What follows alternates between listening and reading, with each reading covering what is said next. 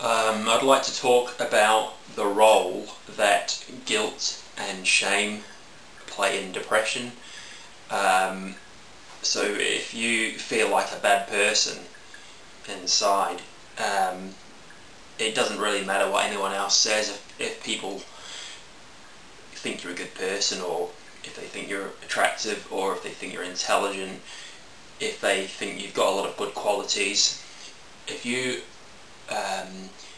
feel bad about yourself, if you feel guilty about something, it could be something from the past, it could be shame as well. You might feel great shame about something. You feel like you're a phony, really. You feel like you're bad, and you might even share that private thing with someone else, and that person might say, well, you're not that bad, you've not killed anyone, or you've not, it's not the worst of the worst. But if you feel in some way that you're a bad person, you're not going to allow good things to happen, and you may allow good things to happen, but you won't.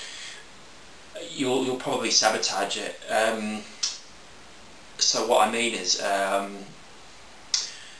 you might sort of recover from your depression, and then you'll do something to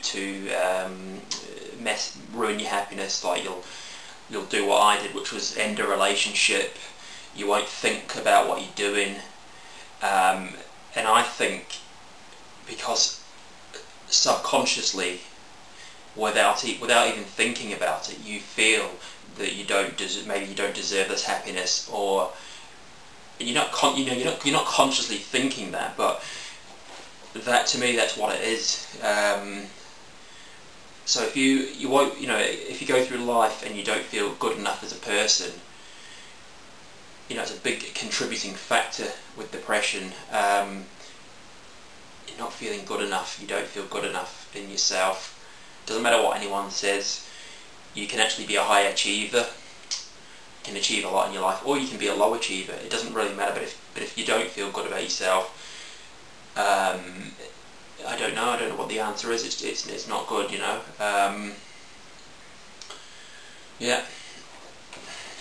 Right, I've had to think about it, and what the answer is, or what the solution is. There is no magic cure. I think you've got to find it within yourself.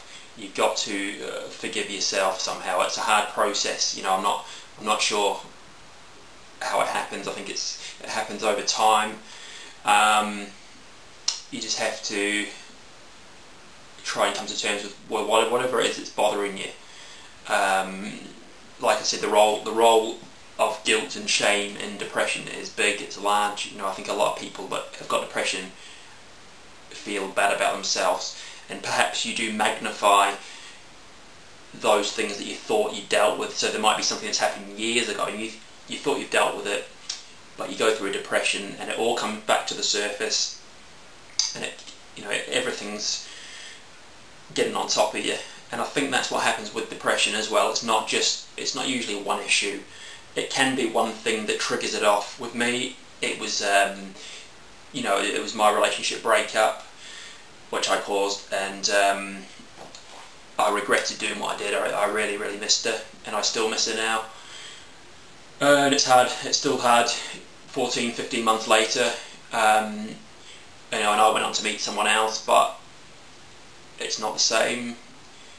And I still miss her every single day, and that triggered a bad depression in me. I was already feeling low, but it triggered the breakup, and not being able to get back with her triggered a huge depression.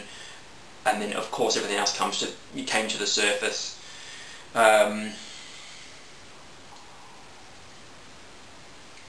So what I'm saying is, the reason some people end up feeling suicidally depressed is because they feel overwhelmed, totally overwhelmed with problems. It's never just one thing that will lead someone to feel suicidal. It's usually, the final straw. So it could be a relationship breakup. It could be, on top of that, you're feeling guilty and shameful. On top of that, you know, you're worried about being out of work.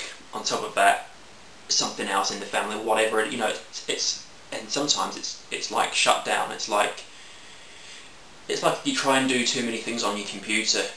Your computer will freeze up, and you'll have to restart it, won't you?